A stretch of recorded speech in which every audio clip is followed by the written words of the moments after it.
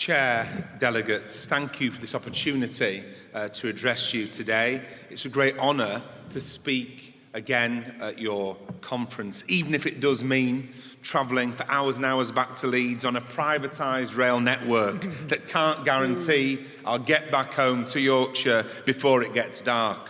But never mind, next time I address the Napo conference, I'll be coming back to Napo conference when we've taken those railways back into public ownership.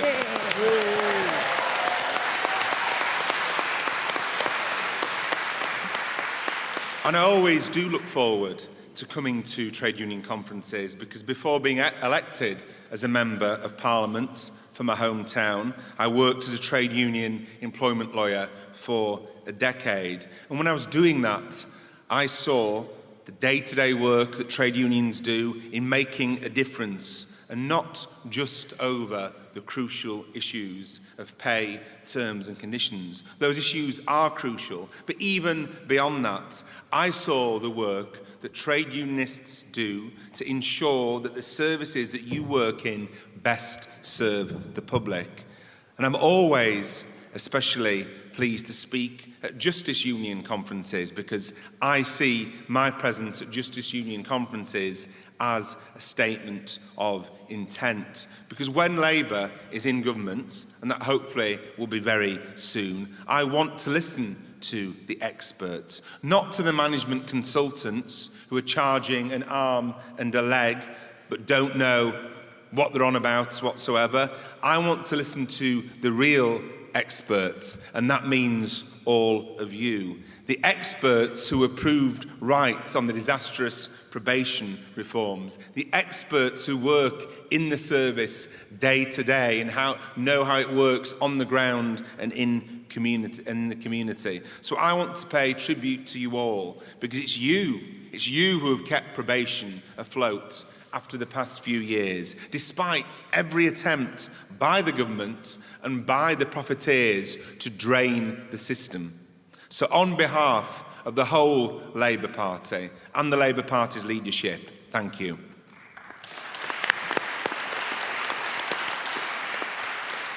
Since I last spoke at your conference 2 years ago, much has changed. We've got a new Prime Minister. There's been 2 new Justice Secretaries.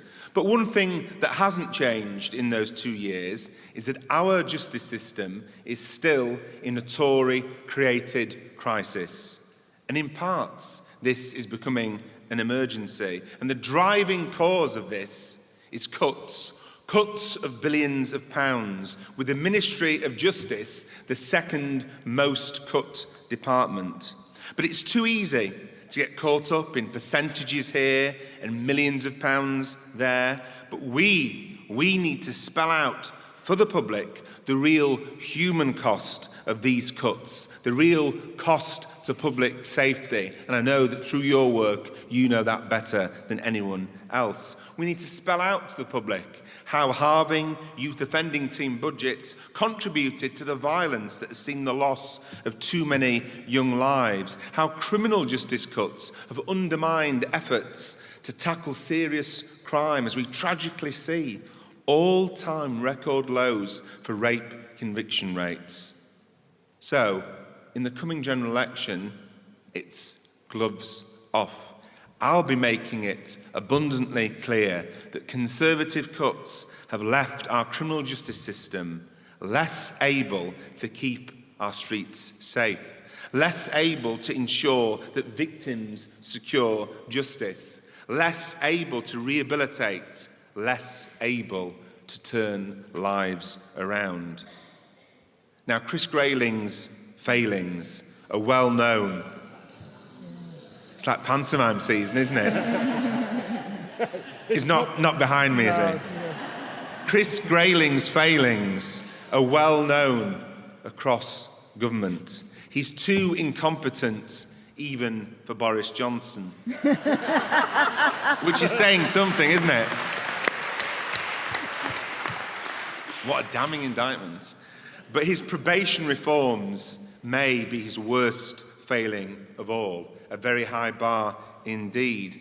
It's difficult to overstate the absolute disaster that the privatisation and splitting up of the probation service has been. We know underperforming probation companies received nearly £500 million in bailouts, even while failing to reduce reoffending. We know that it led to huge increases in the number of offences per reoffender.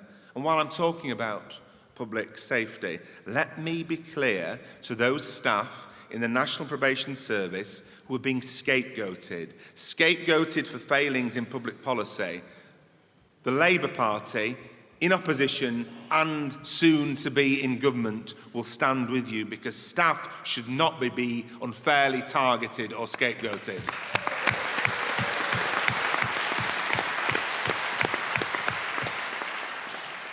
We know the privatisation and splitting up of the system led to the number of people on short sentences recalled to prison skyrocketing, but we must not stop saying it, because if we do stop saying it, then as sure as night follows day, there will be another attempt by the Tories to remarketise probation.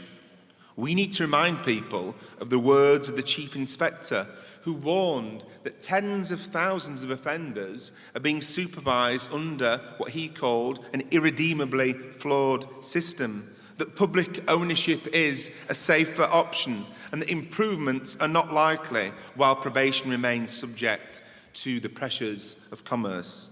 Words from a Chief Inspector of Probation that could have come from Napo conference itself. Now, of course, the Tories have now been forced to face reality and accept their probation model is irredeemably broken. But I will say something about this. This does not represent a change of heart. This is not learning the lessons of privatisation, because they still plan too big a role for the private sector, and they're even planning on building more private prisons. The Tories, make no mistake, didn't want to make this U-turn. And that's why just last summer they announced new plans to re-tender probation contracts to the private sector. I don't think it was even the scathing reports from the experts that forced the Tories' hand. More likely, in fact, it was the collapse of working links and the threats to Interserve. Because when it comes to the Tories, money talks, and the bigger the money, the louder the talk. The truth is that public safety and rehabilitation come low down their list. But whatever the reason, starting to move away from a profit-driven probation model is a great opportunity for us all. But stopping a broken system is not the same as fixing a broken system. For Labour, fixing probation means a publicly owned, integrated system. A publicly invested in system, a properly staffed system, and I fully support your demands for CRC staff to be transferred to the NPS on their terms and conditions. We need a system run with one priority, and that one priority is public safety. That's why I'm concerned the government's measures simply don't go far enough and keep a mixed market, and could allow the very same corporate giants who have failed time after time after time to keep raking in public money via the back door. One phrase that especially worried me in the new plans was that every probation region will be expressly required to buy all interventions from the market, spending up to an estimated £280 million a year. Now, of course, government services should be commissioned locally from specialists such as social enterprises and the voluntary sector. We've heard it all before. Chris Grayling promised that transforming rehabilitation was about the voluntary sector playing its due role. Now, of course, I'm proud that the Labour Party opposed transforming rehabilitation from the start. I'm proud that in our general election manifesto of 2017, we said that we'd overhaul it. And I'm proud that it was at Napo conference that I confirmed that our focus would not be whether we bring probation fully back in-house, but how we would go about doing that. And I'm proud that we haven't just been opposing this rotten government, but we've been outlining the alternative, securing the excellent Lord Ramsbottom to oversee the Labour Party's review into what a publicly owned probation service would look like in practice under a Labour government. Lord Ramsbottom's interim review has a wonderful title, People Not Things, and this sums up Labour's vision, just as I believe it also sums up Napo's vision. And Lord Ramsbottom makes some key recommendations that the next Labour government will act on. One of his key recommendations is that HMPPS should be abolished and the probation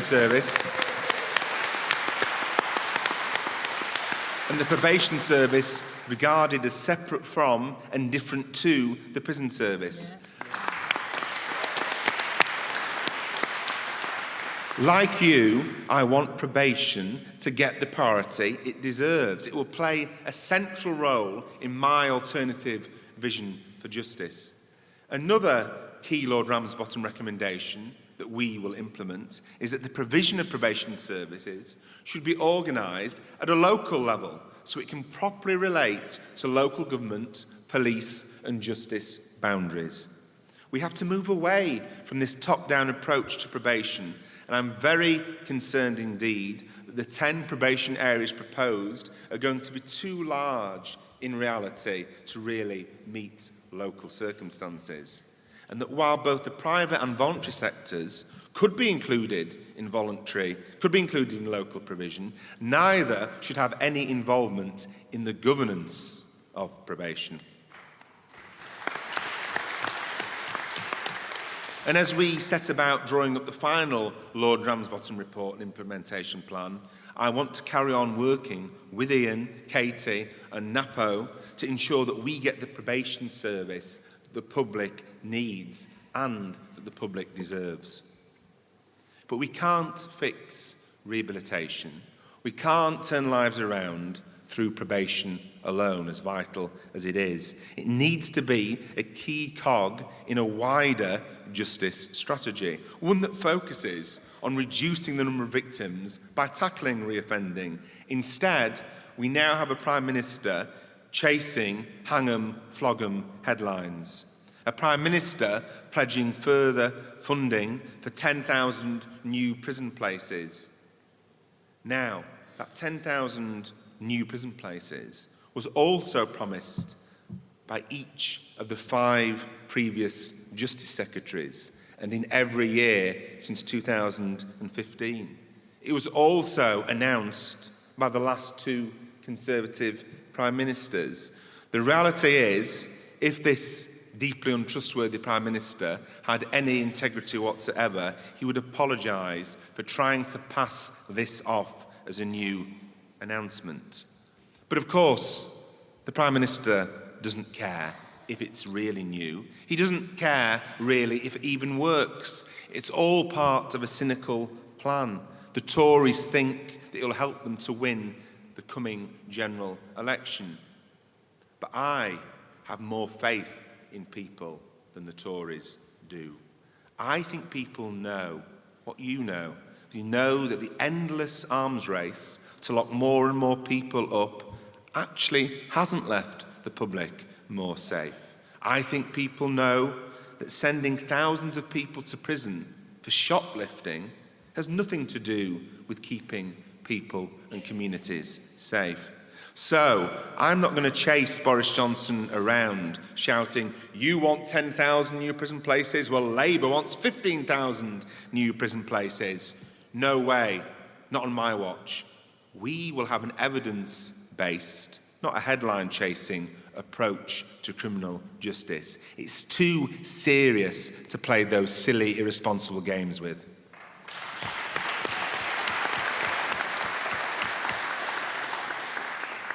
The Ministry's own evidence shows that 30,000 fewer crimes each year could be prevented by replacing ineffective short prison sentences of less than 6 months with community orders. Ask yourself this question: why? Why is the government ignoring that evidence? I think we know why they're ignoring that evidence. I won't ignore that evidence. The next Labour government will legislate for a presumption to end ineffective super short sentences of 6 months or less for non-violent and non-sexual offences. Drawing on what they did in Scotland. But we won't stop there. Labour will use some of those funds lined up for additional prison places to fund schemes actually proven to reduce reoffending. That will include a huge expansion on women's centres, as Baroness Corsten called for in her landmark report. And Labour will do just that. And as I announced at Labour Party conference last month, we'll also announce a Labour government will immediately plug the £20 million funding gap in the female offender strategy, as demanded by members of the government's own advisory board. And I was also pleased to announce that Labour's Shadow Justice team is drawing up plans to invest in problem-solving courts that really tackle the root causes of reoffending. For far too long, probation has been an afterthought for this government, not given the attention that prisons are given, despite managing 250,000 people every year. Cut, privatised, split up. The first step is to repair the damage caused to probation by the Tories, to reunify the service under full public control. But we won't stop there. Labour wants to see a world-leading probation service, one where the government works with probation officers, not against probation officers. So probation officers can actually do what you all got into this profession to do, to turn people's lives around, to protect the public and to help reduce crime. We're planning, make no mistake, to get Boris Johnson out of number 10 Downing Street, where he's squatting, as soon as possible.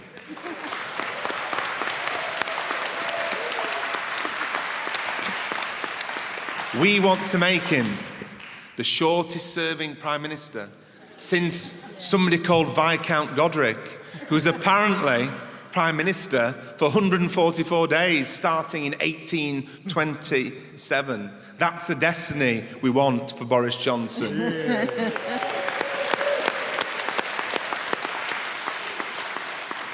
He feels that he's born to rule. He's now in that position. I want one day the words Boris Johnson just to be the answer to a question in a pub quiz.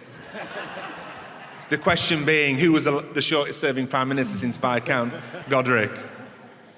But when we get Boris Johnson out of Downing Street, when we get the Conservatives out of government, I make this promise to you: getting a reunified, publicly run, world-class probation service will be a priority for me as your Secretary of State for Justice. Thank you very much.